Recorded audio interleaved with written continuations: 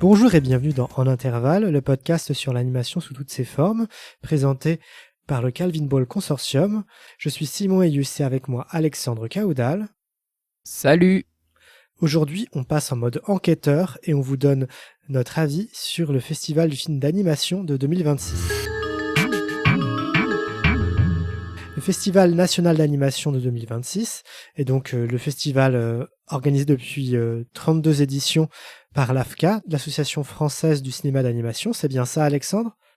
C'est ça, ouais. Enfin, c'est l'association historique fondée notamment par André Martin, qui a joué un très grand rôle pour la reconnaissance de ce qu'on appelle maintenant le cinéma d'animation. Auparavant, le festival avait lieu à Bru et depuis quelques années, il a été délocalisé à Rennes dans les belles salles de l'Arvor et du TNB et aussi ailleurs puisque au festival se passent aussi des conférences, des jeux et ce genre de choses, plein de trucs et ce qui motive le moteur du festival, c'est bien entendu la compétition, puisqu'il y a une compétition qui, contrairement à d'autres festivals comme Annecy, va mêler à la fois des films pro et des films d'étudiants dans un espèce de melting pot où finalement tout le monde a un peu sa place et qui nous donne à voir des talents émergents et des talents bien installés. Alexandre, qu'est-ce que tu as pensé de ce festival ? La question est vaste. Je pense qu'on va prendre tout le temps de l'épisode pour un peu décortiquer et aller plus en détail. C'est ce genre d'événement qui permet un peu faire un état des lieux, non seulement par les programmations, mais également par les rencontres, les temps d'échange professionnels et les interventions des invités. Enfin, il y avait pas mal de choses. Pas pu assister à autant de séances que l'année dernière pour des raisons professionnelles. Le cinéma d'animation rencontre toujours des difficultés sans cesse renouvelées sur lesquelles on pourra revenir, et d'autant qu'il y a des problématiques qui ont déjà été abordées l'année dernière, qu'on avait pu évoquer et effleurer, comme évidemment l'intelligence artificielle générative, ce genre de choses. Mais force est de constater qu'une nouvelle fois, en termes de production, notamment étudiante, enfin les nouvelles voix, les nouvelles mains qui apportent. Il y avait énormément de films de super bonne facture, comme l'année dernière. Certains noms que j'étais content de retrouver ou de reconnaître, de me rendre compte que, tiens, j'avais déjà vu des films de telle ou telle personne. Et aussi découvrir les nouvelles voix et les nouvelles mains qui, je l'espère, dans pas mal de cas, œuvreront aux films d'animation de demain, parce que, il y avait, quelle que soit la technique, beaucoup de propositions très intéressantes. On va se faire notre petit journal de festival pour pouvoir passer tout ça en revue de manière à peu près exhaustive, même si on n'a pas pu tout couvrir à nous deux, malheureusement. Oui, on a quand même vu pas mal de films. Moi, j'avoue que j'ai été très très surpris en positif du festival. Pas que je m'attendais à ce que ce soit un festival qui soit désagréable ou négatif, mais c'est simplement que dans les festivals, on s'attend toujours à ce qu'il y ait des moments qui soient un peu moins bons, etc. Et là, force est de constater que la majorité des films que j'ai vus, et j'ai majoritairement vu des courts-métrages, sont quand même vraiment bien. Il n'y a aucun film que j'ai réellement rejeté, détesté. Et donc du coup, c'était quand même assez agréable de justement découvrir une pluralité de talents, comme tu l'as dit, et de voir quand même que l'animation en France, mais aussi un peu à l'étranger, puisqu'il y a aussi des coproductions. On parlera par exemple du palmarès où pour le coup, on est pas mal polyglotte au niveau des langues. Donc moi, une agréable surprise. J'ai l'impression que ailleurs, au-delà des films présentés, il y avait aussi des conférences très intéressantes. Et de cette diversité-là, je remarque quand même des thèmes un peu communs et aussi des motifs un peu communs. Déjà, dans les films qui sont présentés, pas mal de films assez chorégraphiques, avec quelque chose qui a une forme de danse contemporaine intégrée dans le récit. Notamment dans les films primés. Et aussi, là, je remarque quand même que les films d'animation ont quand même un côté un peu cliché, c'est-à-dire que dans les films d'animation, on va souvent recourir à un peu la séquence onirique, où des formes et d'autres vont s'animer de manière un peu surréaliste par rapport à un récit qui était un peu plus prosaïque, même s'il avait des touches de fantaisie. Ça, je l'ai remarqué vraiment en revoyant des films, en assistant au palmarès. C'est quand même quelque chose de très récurrent dans les films d'animation. Est-ce que ça me gêne ? Non, mais c'est juste que ça m'interroge sur voilà des manières de raconter des récits qui sont assez propres aux films d'animation tels qu'ils sont produits maintenant. Je sais pas si je suis pas un peu Alors, sur le premier point, en tout cas, je me permets d'intervenir par rapport à la chorégraphie. J'arrive à faire le pont entre différents films. Enfin, notamment, il y a La mort du poisson qui est un dessin animé entièrement dansé, si on peut dire, où il n'y a aucun dialogue, où Minime ou l'infini qui, mine de rien, dans sa petite boucle, propose un enchaînement de mouvements qui se répète et qui peut dessiner quelque chose de chorégraphique. Même s'il y a quelque chose de onirique ou fantasmagorique, je sais pas si justement j'ai pas été agréablement surpris de voir que c'était pas si cliché que ça, que les films embrassaient ça et ne l'utilisaient pas comme un passage obligé, disons, pour pouvoir en arriver à la démonstration, au tour de force technique et à l'explosion visuelle, quoi, mais que c'était assez sincèrement, assez franchement, des films qui épousaient quoi leur univers visuel et allaient jusqu'au bout de leurs idées, quitte à ce que la narration ou si l'on veut quelque chose qui pourrait avoir quelque chose d'un peu vraisemblable ou réaliste soit assez franchement abandonné au profit de quelque chose d'une narration plus proprement plastique et propre au cinéma d'animation, quoi, tu vois. Je sais pas si c'est tant que ça cliché, c'est juste le mot cliché qui m'a qui m'a interpellé. Moi, je suis pas forcément contre les clichés. Simplement, je pense quand même que c'est un motif assez récurrent et je pense que j'aurai le temps de développer ma pensée lorsqu'on repassera au palmarès, c'est-à-dire juste maintenant. Sauf si tu avais des choses à rajouter, Alexandre. N'ayant pas pu assister à la soirée d'ouverture, je me permets aussi de te poser une question aussitôt, parce que le film d'ouverture du festival m'enjaillait pas mal, et c'est vrai que j'en avais entendu parler quand il était passé à Annecy. C'est Bouchra. Oui, il s'agit de Bouchra, et c'est un film qui est réalisé par deux réalisatrices qui sont marocaines et états-uniennes, puisqu'elles vivent à New York, me semble-t-il. Et ça a l'air assez fou, ça, pour le coup. De Oriane Barki et de Merlem Benani. Et c'est des réalisatrices que je connaissais un petit peu parce qu'elles avaient fait aussi, pendant le confinement, un film avec deux lézards qui s'appelait Two Lizards.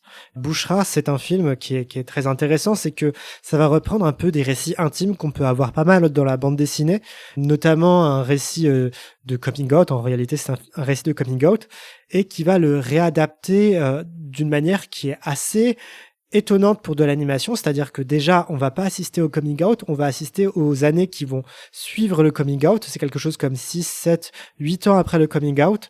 Et la famille, et surtout la mère, puisque la mère et la fille sont assez fusionnelles, sont toujours dans un rapport d'évitement et de gêne par rapport à ça. Tandis que la fille essaie de monter un film qui va être un peu autobiographique. Et par ce système, on va dire presque de fiction dans la fiction, on va en découvrir un peu plus sur ces personnages-là à travers un espèce de jeu mémoriel qui rappelle un peu les films d'Alain Resnais si vous êtes cinéphile, comme un puzzle narratif qui va être uni par cette idée de coming out et de réflexion. Et qui pourtant va être assez accueillant. Moi, j'ai beaucoup aimé ce film-là parce que c'est un film qui va reposer pas mal sur les dialogues et sur les scènes comme des espèces de petites scénettes. Ça m'a un peu rappelé du coup le cinéma indépendant américain Mumblecore. Du coup, c'était un cinéma qui fonctionne sur des échanges parfois improvisés. Là, pour le coup, ça c'est quelque chose auquel je pense souvent dans les films d'animation, la voix. Souvent, on a l'impression que c'est des gens qui lisent un texte ou qui ont un peu les mêmes intonations. Et là, pour le coup, le fait qu'il y ait un jeu qui soit naturel ou naturaliste, je sais pas trop à quel point je peux dire ça, va aider à donner une vraie singularité et une vraie fraîcheur à la manière dont les personnages vont interagir les unes avec les autres, parce que c'est souvent des filles qui interagissent les unes avec les autres. Et vont donner aux scènes une vraie drôlerie parce que le film est vraiment marrant. Le film a même fait rire à certains moments la salle et va aussi se passer à travers un système qui est là pour le coup très contemporain puisque les personnages sont anthropomorphes. Il s'agit de personnages avec des corps un peu humanoïdes et des gueules de loup. Ça fait vachement furry, ouais.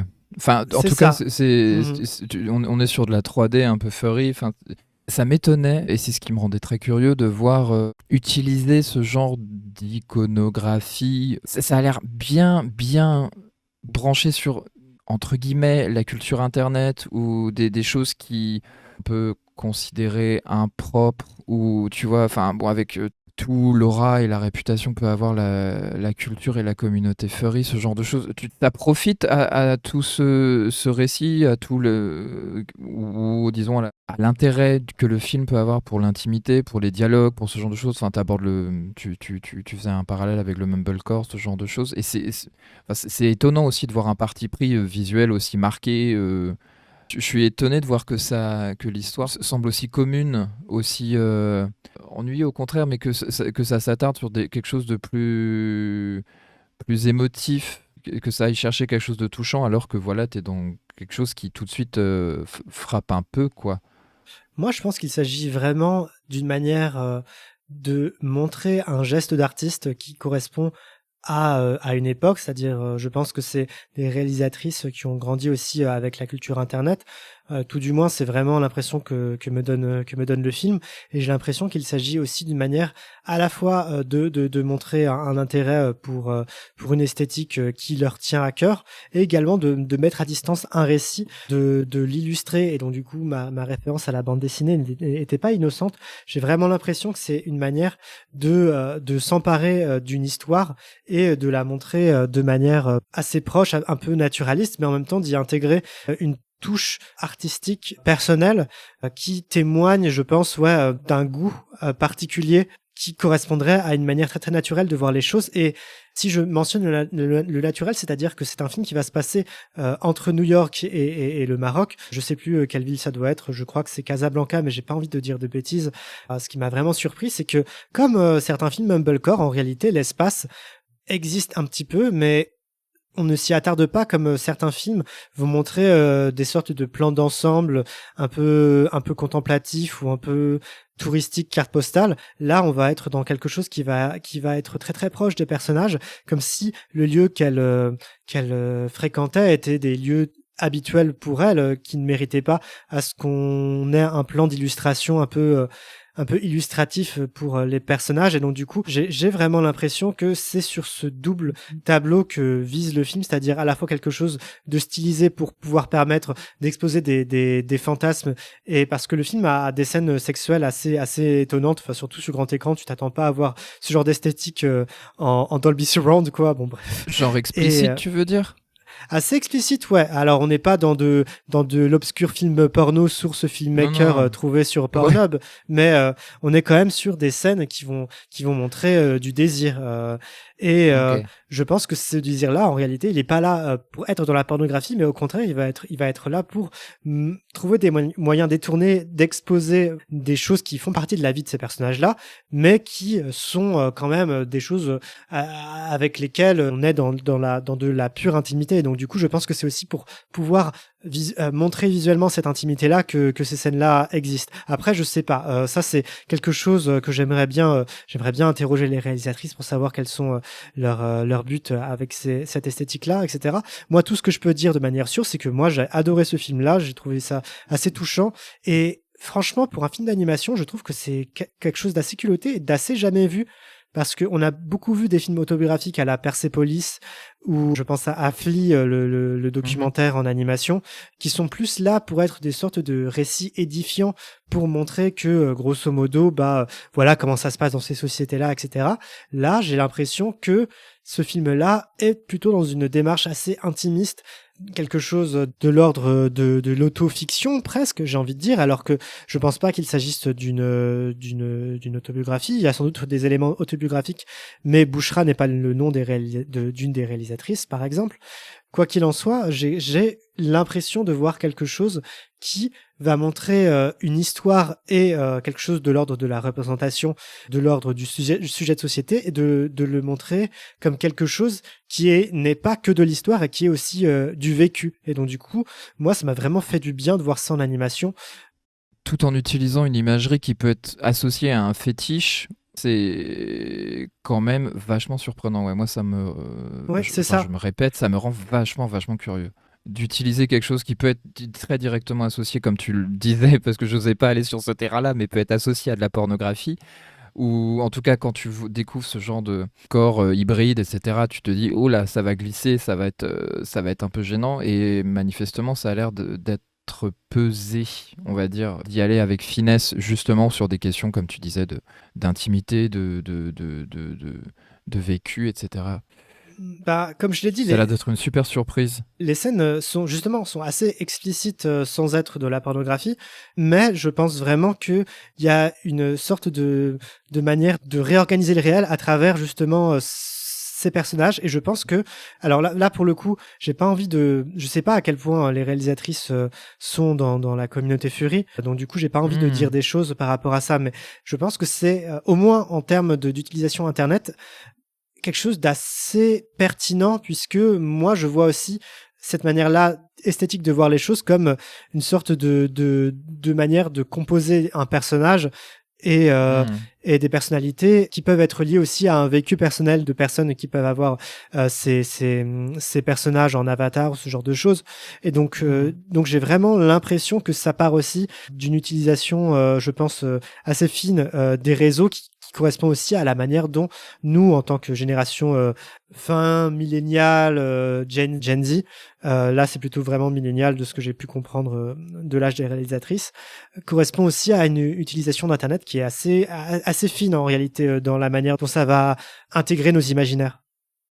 Non, ce que tu dis me rappelle un peu des 2 documentaires, la Neat Island et Zut, Bac à sable, qui sont tournés dans un moteur de jeu, donc c'est quand même une utilisation qui est différente, mais qui, on se dit, bon, qu'est-ce qu'ils vont faire? Ça va être du machinima, et pas du tout, au contraire. Enfin, tu te rends compte qu'il se passe des choses très sensibles dans ces interfaces-là, et que c'est pas parce que c'est virtuel que ça joue pas véritablement dans les émotions, dans la tête et dans le cœur des joueurs et des joueuses. Et donc, bon, là, du coup, des personnages, parce qu'on n'est pas dans la question du jeu. Mais bon, je voulais juste te faire un peu développer sur ce film-là, parce que c'est un des manques, un des regrets que j'ai de cette édition. Donc, j'espère vraiment qu'il va sortir bientôt en salle pour que je puisse le rattraper.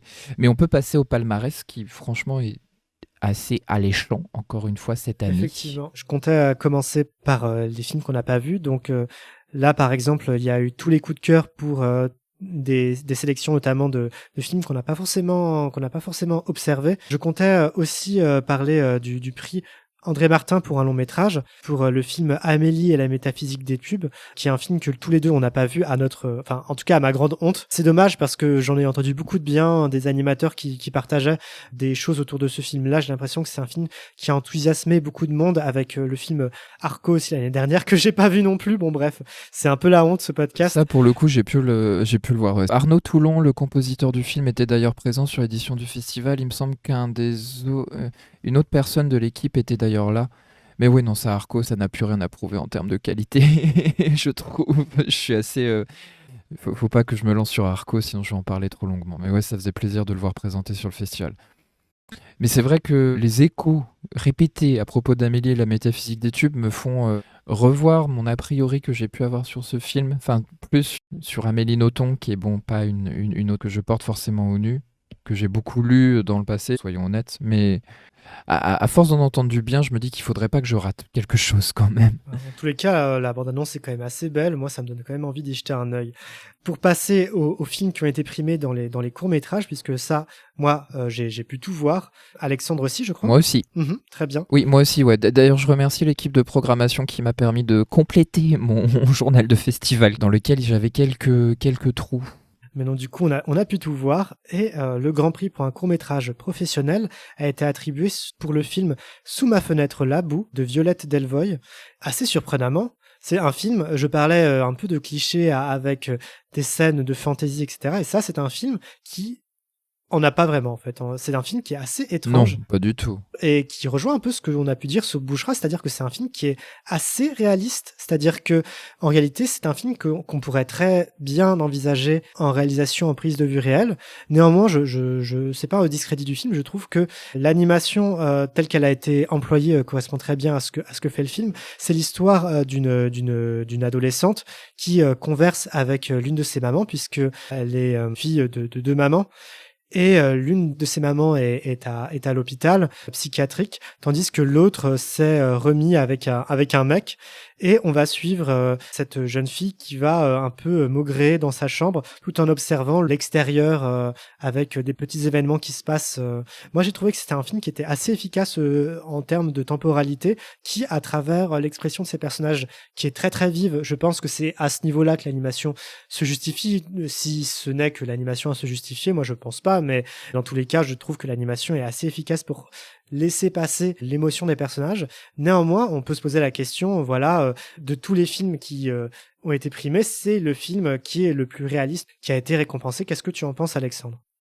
Bah, je constate la même chose. C'est vrai que c'est pas du tout un film qui, dans ce que j'évoquais un peu avant, quoi, qui est dans la démonstration, qui est plutôt dans l'attention de ce que vivent les personnages dans une unité de temps assez resserrée, le temps de 2 appels téléphoniques, un à la mère effectivement, qui est internée et qui donne des nouvelles qui, bon, semble n'être pas si resplendissante que ce qu'elle le laisse entendre à sa fille, et le coup de fil que du coup son autre mère passe à son... Non, elle suppose que c'est son compagnon. L'adolescente maugrée, comme tu dis, parce qu'elle pense que c'est le nouveau compagnon de sa mère, mais il s'avère que c'est quelqu'un d'autre, et que... C'est un film sur une éclaircie et une averse, quoi. C'est un film un peu maussade qui, enfin, malgré tout, témoigne d'une sacrée qualité d'écriture, quoi. Ça me semble assez indéniable, mais qui va pas être effectivement dans une dépense excessive de style. Enfin, on va être en plus sur des nuances de gris, un trait pas complètement arrêté, proche un peu du croquis. J'imagine que le film est en partie fait à la tablette graphique, et ça en montre un peu les différents usages, et c'est toujours un petit peu enthousiasmant de voir qu'on peut aussi aller vers le défaut avec des outils qui pourraient donner envie de tout lisser. Pour le coup, c'est un film que j'avais vu en avant-première une première fois. J'étais content de voir qu'il était sélectionné cette année, et j'étais également assez surpris de voir que le choix du jury s'était porté sur ce film. Parce que c'est vrai qu'on s'attendrait, peut-être de façon un peu cliché, à ce qu'on récompense le film qui a le plus de style, qui en envoie le plus, tu vois, qui met le paquet. Et non, là, c'est un film qui en garde vraiment tout le temps sous le coude, qui est dans la retenue, quoi. Ouais, effectivement. C'est vrai, je me demande si ça montre aussi peut-être le regard un peu singulier du jury par rapport à ce que peut être l'animation. D'autant que la mention spéciale est dans un style qui est totalement dans celui dont on parlait, c'est-à-dire Tout à fait. In Autotape und Butterbrot. Désolé pour mon accent. Ich spreche nicht Deutsch. Mon accent allemand est affreux, je ne parle pas allemand du tout, même si je trouve que c'est une très belle langue. J'ai beaucoup apprécié l'entendre dans ce film. Du coup, le film, dans un style qui rappelle un peu les productions Call Arts, façon un peu Adventure Time, Steven Universe, va montrer grosso modo une métaphore sur une jeune adulte qui découvre qu'elle a le cancer, ou dans tous les cas une maladie, voilà, qu'on ne sait pas trop. Dans tous les cas, j'ai compris la même chose. Ces jours sont comptés. Moi, il faut savoir que, de manière un peu honteuse, j'avais pas compris que l'espace sur son ventre était une maladie. Je pensais qu'elle faisait le deuil de son chien ou je sais pas quoi, alors qu'en réalité, c'est simplement qu'il s'agissait du chien envoyé dans l'espace et qui est mort, du coup, pendant son... Laika, exactement, pendant son voyage. Et donc, ce film-là, pour le coup, moi, c'est un film que j'ai beaucoup aimé. Là aussi, c'est pas un film qui est très très étonnant quand on a vu des films d'animation, dans les effets qu'il mobilise. Néanmoins, moi, je trouve que ces effets-là sont assez saisissants. Pas mal de jeux de perspective qui m'ont bien plu. Et aussi, je trouve que l'expression des personnages est assez délicieuse avec le frère, parce qu'elle est en famille avec le frère qui ne fait que faire une espèce de moue un peu mi-amusée, mi-indifférente, dans une nonchalance totale avec la mère. Moi, c'est la grand-mère. Ouais, la grand-mère qui se permet de faire... La grand-mère, elle est parfaite. Des petites remarques piquantes. Elle a tout vécu, plus rien à cacher. Bon, allez, on va dire ce qui me passe par la tête maintenant. Ouais, ça se termine dans un repas de famille, mais c'est...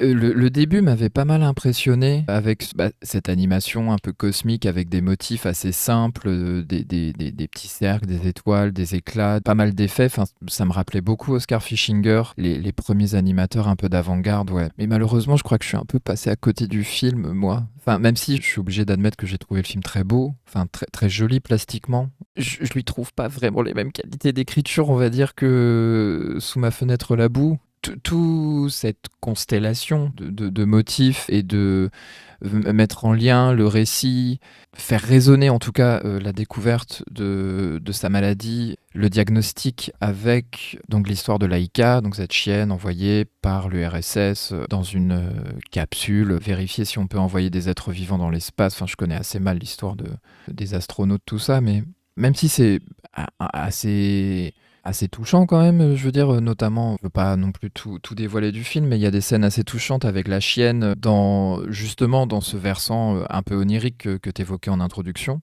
Pendant la séance à laquelle j'ai assisté, j'étais interpellé d'entendre des gens pleurer derrière moi quand moi j'étais zut, je suis en train de passer à côté du film, je crois, je ne suis pas autant ému. Est-ce que je rate quelque chose? Suis-je un monstre? Suis-je insensible? Malgré effectivement les grands yeux de ce personnage qui ne porte pas de perruque mais porte des fossiles bleus pétants qui battent et ondulent, c'est assez rigolo. J'étais un petit peu moins conquis, on va quand même. Ouais, non, moi je te trouve assez dur et pour le coup, j'y retrouve les qualités que je peux voir dans certaines séries américaines. D'ailleurs, j'ai pas dit le nom de la réalisatrice, c'est Kiana Naksine.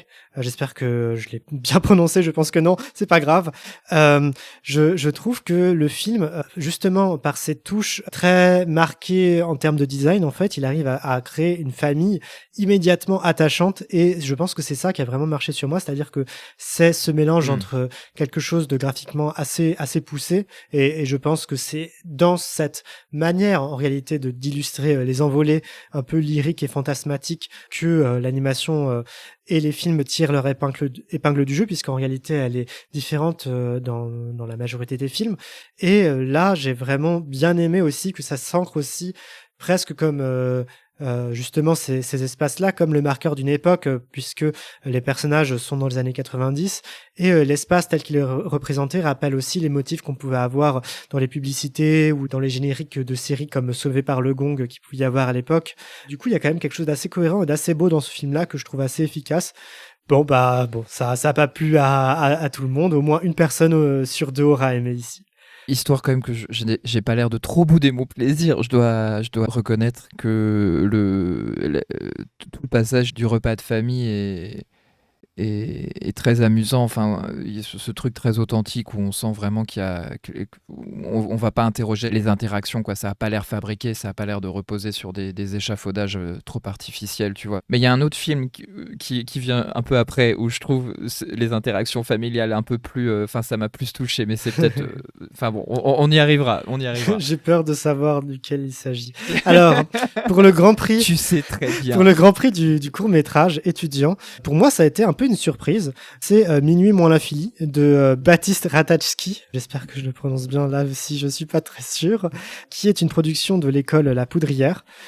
Ça, c'est un film que j'ai bien aimé, mais qui fonctionne un peu comme une sorte de blague. C'est un film assez efficace dont il faut pas trop révéler ce dont il s'agit parce que ce serait vraiment gâcher le film. Mais c'est un film qui est assez plaisant, c'est-à-dire que je peux au moins dire qu'il s'agit d'un homme réveil qui se réveille avec la tête un peu cassée et qui va se retrouver dans une espèce de palais où travaillent d'autres réveils dans une sorte de machine temporelle.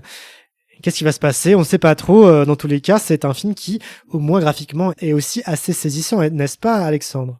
Bah, c'est vrai que pour le coup, celui-là m'avait vraiment étonné et assez saisi. Comme tu dis, des formes assez simples, vraiment des petits bonhommes, quelque chose de très géométrique, une espèce de camailleux de violet, mauve, rose, ce genre de couleurs. Mais oui, juste un réveil qui cherche à remonter la mécanique et se faire réparer, quoi. C'est vrai qu'on pourrait le résumer à un exercice de style, mais je pense que ça dépasse un peu ça. Il faut lui reconnaître quelque chose de l'ordre de l'exécution et de la patte graphique, quoi. Qui est... Une manière de construire un univers en quelques secondes, quoi. Exactement, c'est surtout ça, moi, qui m'avait pas mal étonné et tout de suite conquis. Je me rappelle, lorsqu'il s'agissait de voter pour le prix du public, c'était la compétition 7, il était dans la même compétition que Ima Autotapes und Butterbrot. Mm-hmm.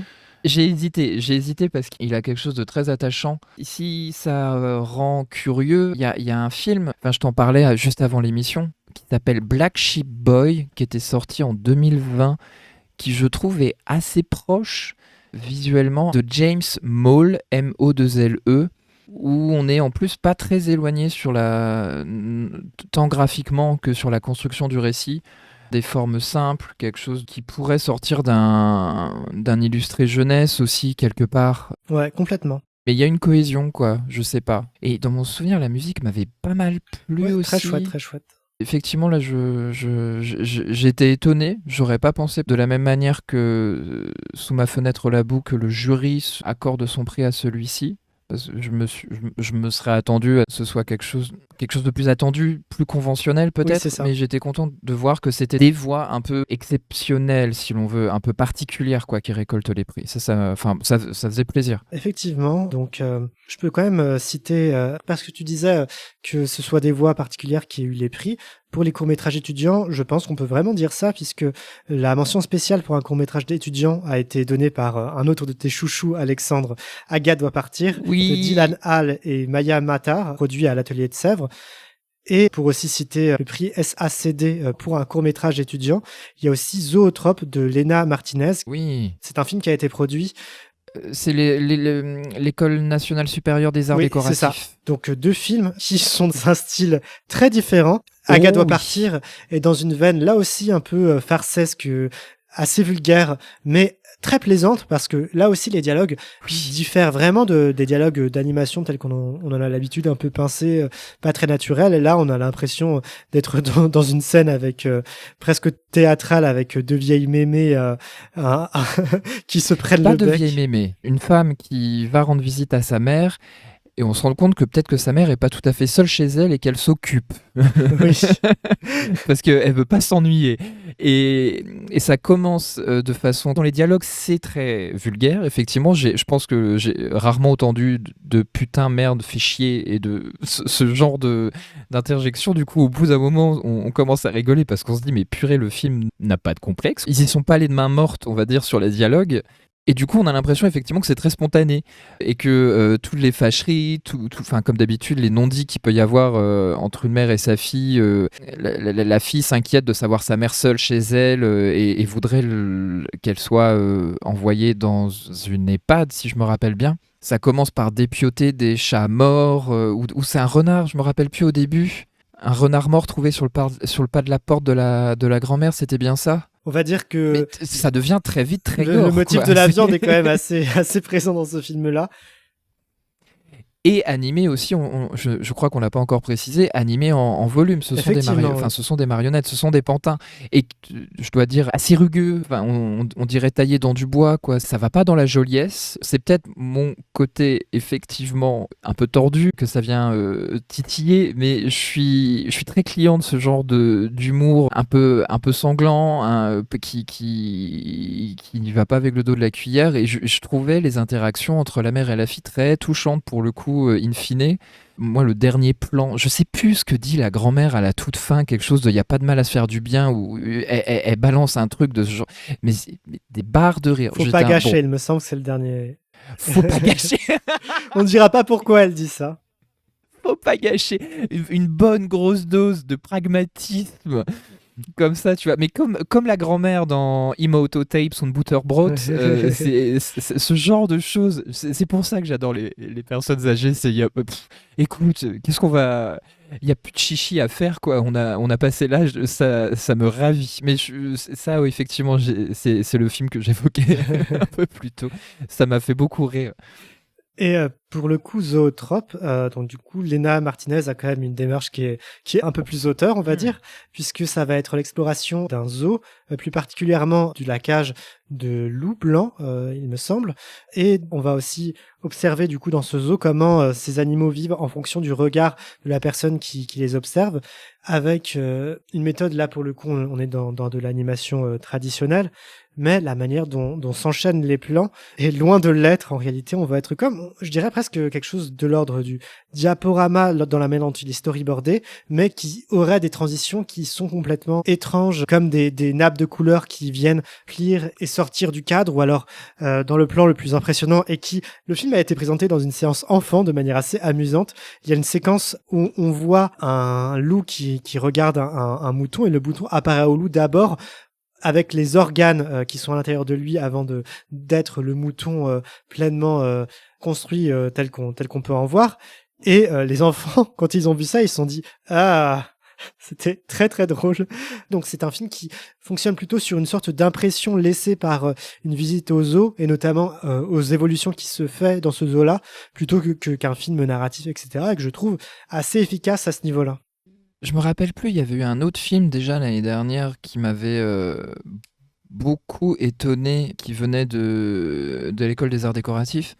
Les films d'animation qui en sortent sont vraiment de sacrées surprises. Enfin, on n'est pas loin du cinéma de recherche où... Complètement, ouais. Enfin, je saurais absolument pas décrire l'impression que m'a laissé le film. En même temps, tu sens que ça découle d'un travail d'analyse qui tend sur... Je veux pas partir dans les termes théoriques complètement barbares, mais un petit peu sur les phénomènes, sur les situations du zoo, de la captivité, avec une écriture très blanche, de la prédation. Et pourtant, on t'en donne que le résultat, comme si c'était que les illustrations ou les planches de cette analyse-là, de cette étude qui t'en étaient rendues. Donc ça donne un film... c'est effectivement très étonnant d'avoir mis ça dans une programmation qui était à partir de 10 ans, je crois. C'était bien ça, que je ne dise pas de bêtises. C'est ça, ouais, à pas 11 ans. Enfin, ça atteste des possibilités de l'animation qui, même ne s'adressant pas aux enfants, les enfants sont capables d'en saisir certaines des illustrations les plus exigeantes, parce que c'est quand même un film qui en demande beaucoup à la compréhension. Malgré tout, j'ai l'impression que ça reste assez sensitif. C'est un film qui est très réfléchi, mais qui donne surtout à sentir. D'où le fait que j'ai un peu de mal à m'expliquer sur ce film et que j'en garde un souvenir assez lourd. Vu que tout est en voix off, c'est assez compliqué à expliquer. Mais il faut dire que je pense que le film est assez complexe en lui-même. Oui, et c'était assez amusant de voir que les films qui étaient proposés en sélection pour enfants prenaient vraiment pas les enfants pour des imbéciles, je trouve. Du coup, dans cette même sélection, j'ai vu Sulaimani, notamment, qui était un film sur deux femmes indiennes qui se rencontraient, dont on voyait les histoires parallèles, qui, avec... de manière assez simple en réalité, là beaucoup plus de l'ordre du film historique tel que j'en parlais quand je parlais de Bouchra, mais de manière très succincte réussissait à construire deux trajectoires de manière très efficace là aussi. Et aussi un film là beaucoup plus jeunesse, mais assez réussi dans le genre, mise en culture, récolte et dispersion des épines, avec un jeune homme enchapeauté qui ne sort pas sa tête de son chapeau et qui va faire des farces en plantant des épines dans l'épiderme de personnages autour de lui pour pouvoir un peu communiquer avec eux. Et pourtant, dans cette manière de représenter un scénario très simple, il y avait quand même une vraie exigence graphique, là aussi tout en simplicité, qui ne se départissait pas d'une voix off, par exemple, ou quelque chose du genre, et était aussi dans une vraie joie de l'animation qui se faisait à travers un scénario tout simple. Et donc du coup, je trouve que c'est quand même assez chouette de montrer des films qui sont à la fois dans leur sujet et à la fois dans leur forme, plutôt exigeants pour des gosses aussi. Carrément, ouais, parce que c'est vrai que la blague est très simple, d'aller planter des épingles dans les chaussures des gens, et t'as une infinité de variations de aïe, ouïe, ouh, qui c'est à peu près tout ce qu'on entend dans le film. Mais dans le développement de cette blague, ça part tellement loin visuellement. Enfin, comme tu dis, ce personnage enchapeauté se transforme de temps en temps en une espèce de poulpe qui va semer des épingles partout dans la rue. J'avais eu un petit peu peur, je me rappelle, au début du film, je me dis « Oh non, ça a l'air d'être vraiment juste un pastiche de proche de... » Enfin, ça me rappelait beaucoup une animatrice japonaise que j'aime énormément, Yoriko Mizuchiri, qui est vraiment sur ce genre d'impression des langues qui passent sur des fraises, des mains qui caressent du coton et du coup ça file des frissons, enfin ce genre de truc un peu bizarre, et tu vois voilà des mains qui vont récolter des épingles, des choses un peu surréalistes en même temps. Et ça va beaucoup plus loin que ça en fait. J'aurais bien voulu demander à la réalisatrice. Oui, c'est Jeanne Girard, la réalisatrice. Voilà, j'aurais bien voulu demander à la réalisatrice si elle connaît et ce qu'elle pense, si c'est le cas, du travail de Mizuchiri. Et bon sang, juste petit avertissement sur Sulaimani, si vous avez l'occasion de le voir, préparez-vous quelque chose à manger. Parce que l'animation de la nourriture dans ce film, parce que ça se passe dans un restaurant, c'est On n'en pouvait plus, ça gargouillait à la fin. C'est vraiment, ça donne très très envie de manger. Effectivement. Donc pour continuer sur les prix, puisque là on n'a toujours pas fini, c'est terrible.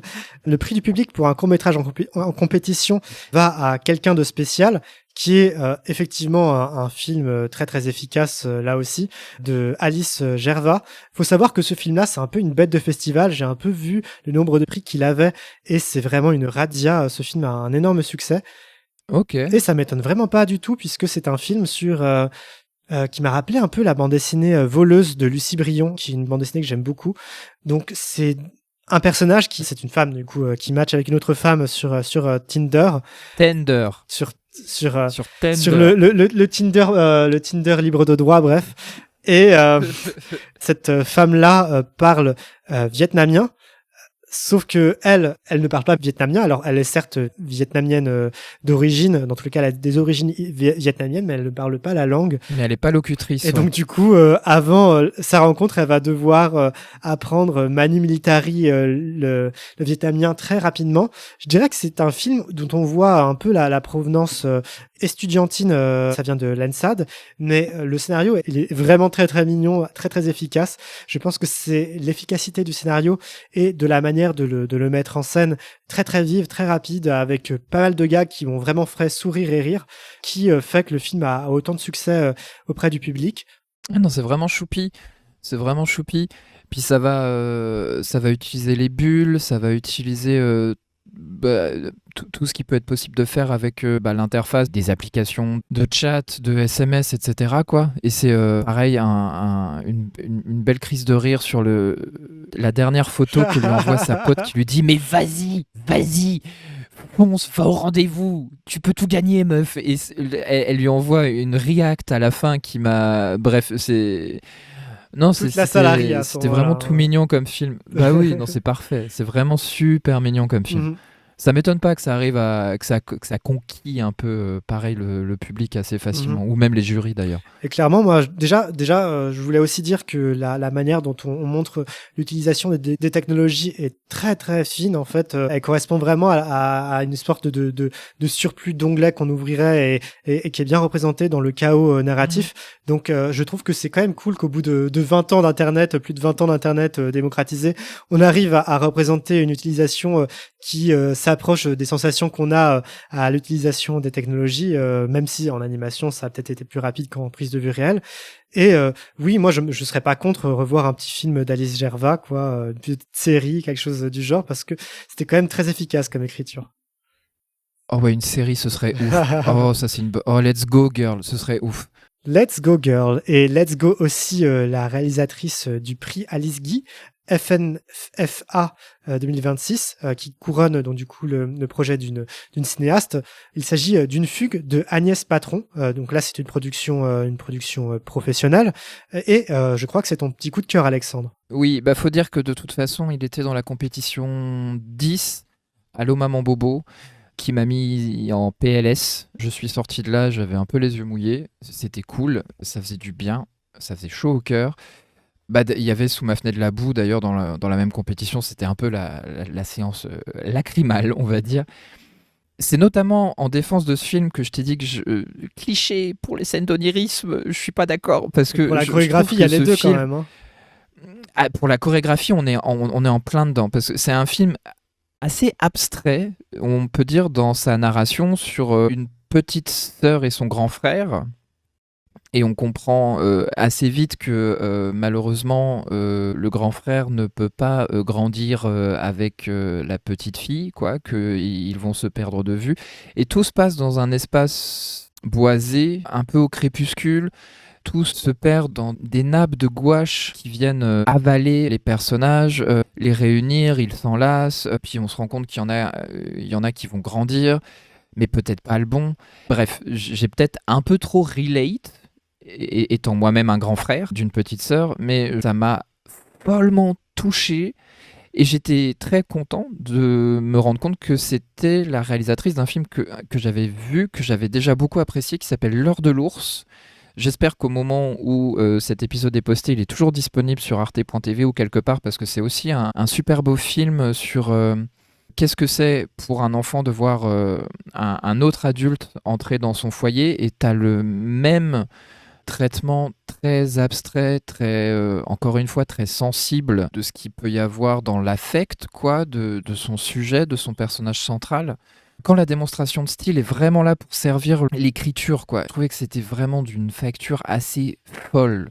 En tout cas, enfin celui-là ça m'a beaucoup trop touché, ce film. Mais j'ai beaucoup aimé ce film-là aussi. Je dois avouer être un peu moins sensible à la deuxième partie, puisque je trouve que le côté métaphorique perd un peu d'un sens premier assez marquant qu'il pouvait y avoir dans la première partie, qui est purement sensoriel, sensible.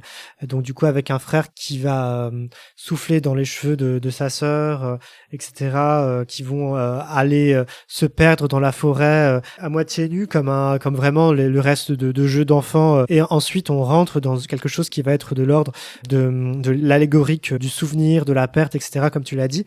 Néanmoins, tout le film est quand même assez magnifique et tellement enveloppant, le rythme de ce film-là, tout comme le film qui a été récompensé en réalité.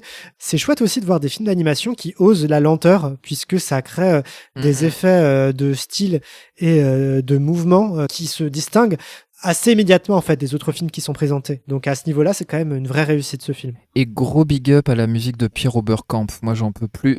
On le croise assez souvent dans des courts-métrages d'animation. Je suis certain d'avoir déjà vu passer son nom. Mais bref, ça participe beaucoup de ce que le film a de très, très touchant, encore une fois. Peut-être que le film m'atteint un peu trop pour que je puisse être un peu lucide à son endroit, mais bon. C'était le coup de cœur de cette année, ouais. Ouais, je comprends tout à fait. Je tiens aussi à souligner la présence musicale de Pablo Pico sur plusieurs films. J'étais assez étonné. Je crois qu'il est compositeur sur 3 films qui ont été présentés lors du festival. Notamment, comment il s'appelle ce film-là que t'as beaucoup aimé avec des poissons? La mort du poisson. La mort du poisson, oui, c'est lui qui faisait la musique là de ce film, là aussi très chorégraphique. Et elle est très très belle aussi, celle-là. Très belle musique et très beau film aussi, on peut se le dire. Oh oui, bon sang, ouais. C'est vrai que là, encore une fois, c'est donnez-nous des fonds, du background art aussi détaillé, j'en veux plus. C'était assez impressionnant, ouais. Et pour finir sur les prix, puisque là on a quand même pas mal abordé tout ça, on parlait de compositeurs, c'est la compositrice Barbara Draskov qui a été récompensée du prix de la composition originale pour un court-métrage professionnel, celui qui s'appelle Autocar de Sylwia Szkilac. C'est un peu la honte parce que j'ai passé 3 ans en Pologne. Et tu sais pas prononcer le polonais, tu me déçois. Szkilac, je pense que c'est ça. Comme vous avez pu le comprendre, c'est un film qui est majoritairement en langue polonaise, puisqu'il s'agit de l'émigration d'une petite fille qui va faire un petit voyage en bus de la Pologne jusqu'en Belgique, et qui va s'imaginer des choses et d'autres en fonction des personnes qui l'entourent. Et la vie de ce bus-là est très très mouvementée, déjà parce qu'elle va perdre son crayon, et franchement, quand t'es une petite fille qui a rien à faire, et tu peux même pas dessiner dans ton carnet ou sur une feuille, tu dois bien t'ennuyer. Heureusement, il y a plein de petits personnages qui vont égayer son parcours, mais aussi un personnage un peu inquiétant qui pourrait avoir pris ce dit crayon. Alexandre, est-ce que tu as été pris par ce court-métrage ? Ouais, plutôt. Enfin, comme tu dis, ouais, c'est tout un petit monde, ce bus. T'es un peu dans la lorgnette déformante de cette gamine, quoi, qui va zoomorphiser, on va dire, tous les passagers du bus. Donc, on va avoir un personnage inquiétant, comme tu disais, qui va prendre la forme d'un loup. On va avoir une dame pigeon. Sa copassagère a des allures de maléfique dans La Belle au bois dormant. Tous déforment, mais c'est dès le début du film, quoi. Les proportions sont jamais respectées parce que c'était pas le projet du film, quoi. Les échelles vont évoluer. Soudain, un peu à Alice au Pays des Merveilles, quoi. Elle va devenir toute petite entre les bagages pour pouvoir passer sous les sièges. Et c'est notamment dans la scène de rêverie que la musique est assez remarquable, je trouve, parce qu'elle n'est pas aussi prégnante dans le reste du film, où c'est plus des passagers qui se racontent leur quotidien de voyageurs et ou migrants russes qui vont travailler en Belgique, quoi, ou rejoindre de la famille. Et donc c'est des choses très triviales qui sont évoquées, enfin des passages à la douane un peu compliqués, ce genre de choses. Mais dans le dessin, c'est les visages des grands-parents qui vont envahir l'écran lorsqu'il y a un plan de câlin, ce genre de choses. Ouais. Ou alors une grand-mère qui parle de ses souvenirs d'enfance et soudain le paysage qui passe par la vitre de l'autocar change un peu aussi dans le style graphique, on passe à quelque chose de plus peint que dessiné, contrairement au reste du court-métrage. Il y a plein de possibilités qui sont abordées, et c'est notamment dans les scènes un petit peu plus abstraites, un peu plus peintes, dessinées, je ne saurais trop dire. La musique vient vraiment bien rehausser ça. Ouais, la musique est très très réussie. Alors là, je m'en souviens pas assez, mais je me souviens très bien qu'elle s'alliait totalement à l'esprit du court-métrage, avec une certaine discrétion aussi, ce qui n'est pas le cas de tous les films qui étaient présentés. En fait, je dirais que ce film-là, il allie vraiment les qualités qu'on attendrait d'un bon livre jeunesse, c'est-à-dire à la fois tout à fait quelque chose, un sujet assez simple et réaliste, parce que en réalité, je pense que les enfants aiment beaucoup des sujets qui vont s'apparenter à leur vie ou à des choses qu'ils peuvent vivre. On le voit avec le succès renouvelé de la série Max et Lily, par exemple. On attend le film d'animation. Et avec cette capacité de représenter des impressions, des émotions, avec drôlerie, simplicité et bravoure, je dirais aussi quand même, dans la manière d'épouser totalement les pensées, les sentiments de la petite fille qui fait son voyage. C'est vraiment une vraie réussite, ce film aussi. Donc voilà ce palmarès dont vous avez compris, on est quand même assez enthousiaste par rapport aux films qui ont été primés. Moi, j'ai quand même dit des coups de cœur que j'ai pu avoir lors du festival. Alexandre, tu m'as interrogé sur Bouchra, qui en fait partie. J'ai évidemment aimé le film sur les punaises également. Toi, Alexandre, est-ce que tu as d'autres films qui t'ont tapé dans l'œil ? Déjà, j'aimerais bien rappeler aussi une séance spéciale qu'on avait faite ensemble. C'est la séance hommage à Ko Eudman, qui est un réalisateur. Il est encore vivant ? Je pense alors, les films qu'on a vus dataient des années 70, et ça m'étonnerait pas qu'il ait commencé avant, donc bien possible il est mort l'année dernière même. Ko Eudman, qui était un réalisateur qui travaillait au Canada, qui est décédé l'année dernière, et qui avait eu l'Oscar du meilleur court-métrage pour Le Château de Sable. C'est bien ça, le titre du film, qui est vraiment une petite merveille d'animation en volume, et ça permettait de se rendre compte qu'il a vraiment eu des projets assez variés, pas mal d'animations d'objets, de cubes, de jeux pour enfants, de petites matrioshkas, donc les poupées gigognes, ou des pantins un peu en ferronnerie, ce genre de choses. Je suis toujours assez client des séances de films de patrimoine. J'ai malheureusement raté la séance hommage pour le centenaire d'André Martin, mais j'étais content quand même de pouvoir assister à celle sur Ko Eudman. S'il y avait quand même un autre film de la compétition 7, celui pour lequel j'ai voté pour le prix du public. Donc Like a Beast de Bruno Tondeur, donc un film qui vient en partie de Belgique, qui se passe dans un contexte post-apocalyptique, où le personnage principal cherche juste à vivoter, survivre pour pouvoir continuer à jouer à son jeu portable favori, qui est une espèce de Candy Crush, si l'on veut, avec un petit personnage de diamant qui est un peu son Jiminy Cricket imaginaire. Joué par Brigitte Lecordier. Oui, mon Dieu, ça faisait trop plaisir d'entendre sa voix. Ça fait toujours plaisir d'entendre la voix de Brigitte Lecordier. Mais tout ça dans un univers où c'est quand même un peu la barbarie à la Mad Max, où des gens vont le chasser de son abri. Je trouvais que c'était un film visuellement assez quali, encore une fois, et surtout un film qui, malgré la violence de son univers, opte pour l'entraide et les personnages cool, privilégier la collaboration à l'altercation ou la confrontation. Je sais que le film m'avait pas mal plu. Bon, malheureusement, il y a énormément de films que j'ai pas pu rattraper. Sinon, il y avait quand même le Fille de l'eau de Desmazières, qui avait eu le César du meilleur court-métrage d'animation, je crois, dernièrement, qui est vraiment un très beau récit sur les hamas, tu sais, les pêcheuses traditionnelles de coquillages au Japon. Et cette transmission de tradition, c'est un autre très joli film pour le coup, que j'avais beaucoup apprécié voir. Ça me faisait plaisir de voir qu'il était en compétition 6 pour le coup. Je tenais peut-être à rajouter 2 films qui m'ont bien plu, même s'il y en a d'autres. J'ai bien aimé Balconada, qui était une petite tranche de vie qui, là aussi, part dans une envolée lyrique comme on en a l'habitude, mais je suis toujours friand des films avec des petites vies d'immeubles. Et également, je tenais quand même à signaler Dieu est timide, qui est un peu le mastodonte des films courts-métrages, qui a été représenté dans plusieurs festivals, avec un style très particulier et une ambiance un peu de petites nouvelles qu'on pourrait voir dans un épisode de je sais pas, de des contes de la crypte, Chair de poule, les contes de la crypte, oui, avec un style un peu plus particulier quand même. Ouais. Il me semble que le podcast Une invention sans avenir, d'ailleurs, a une interview avec le cinéaste qui a réalisé le film, Jocelyn Charles, oui.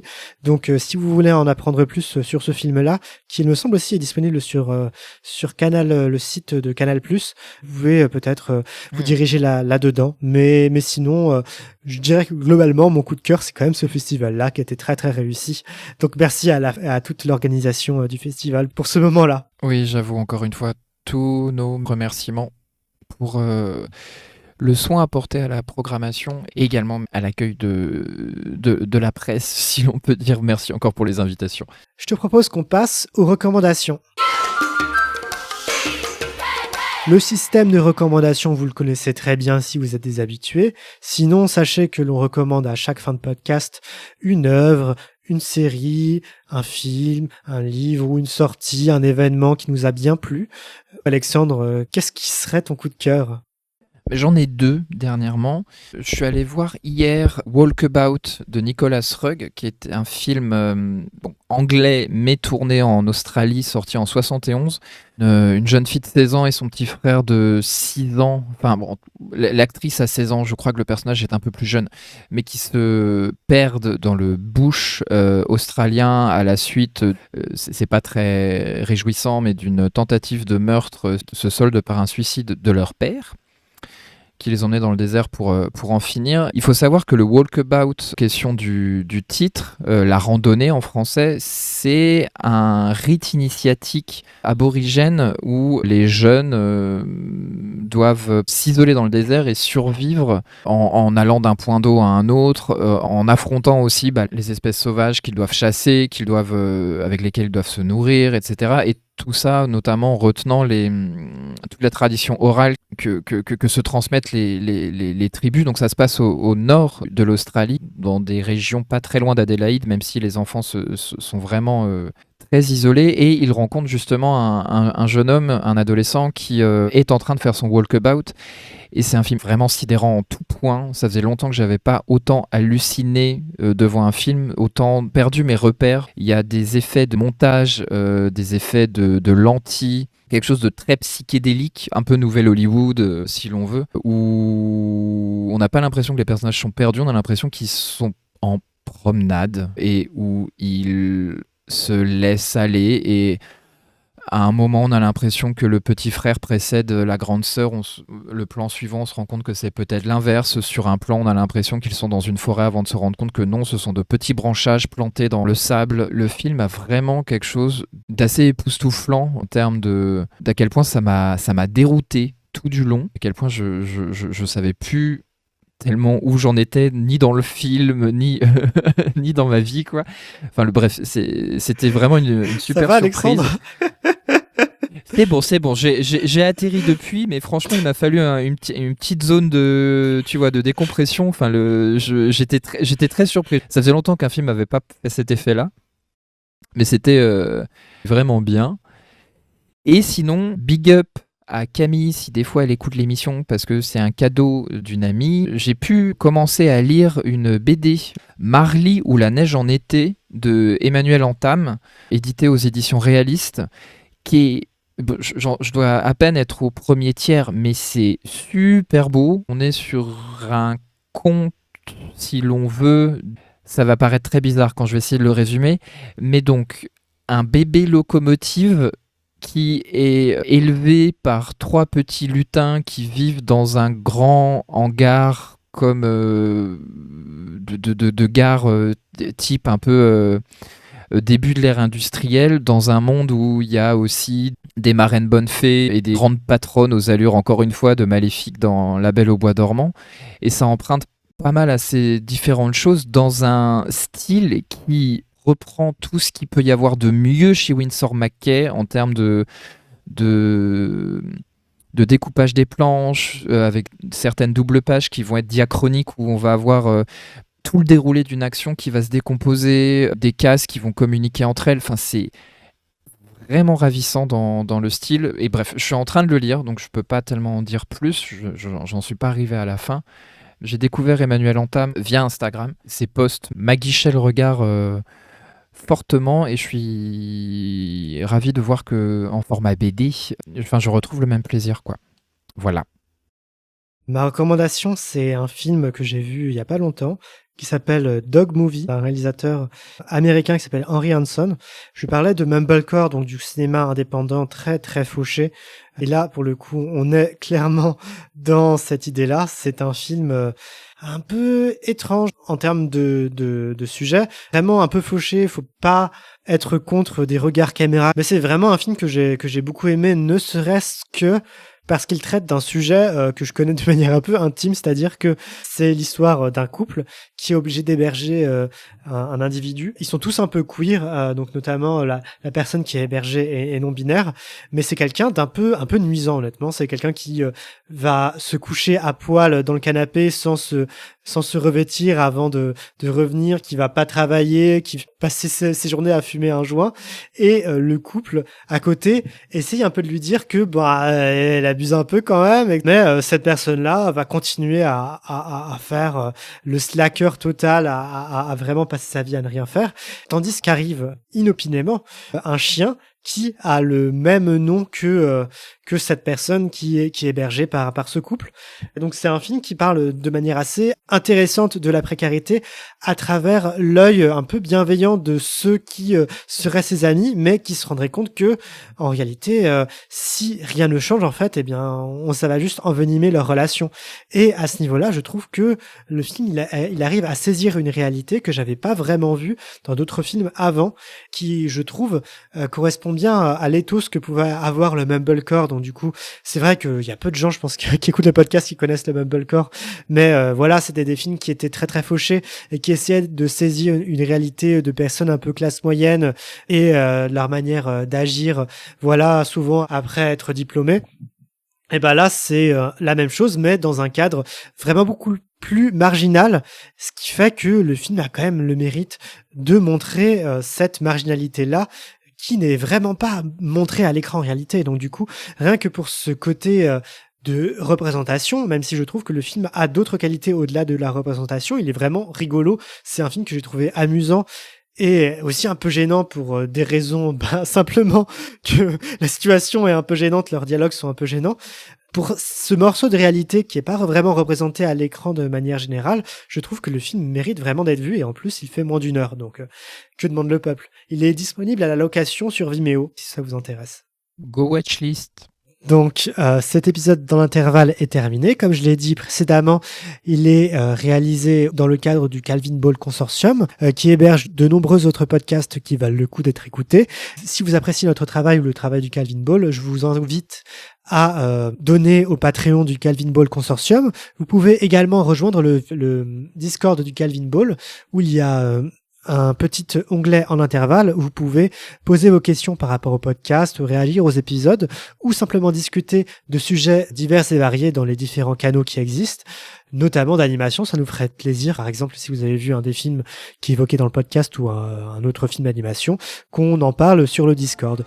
Sur ce, ciao et bon vent! Salut!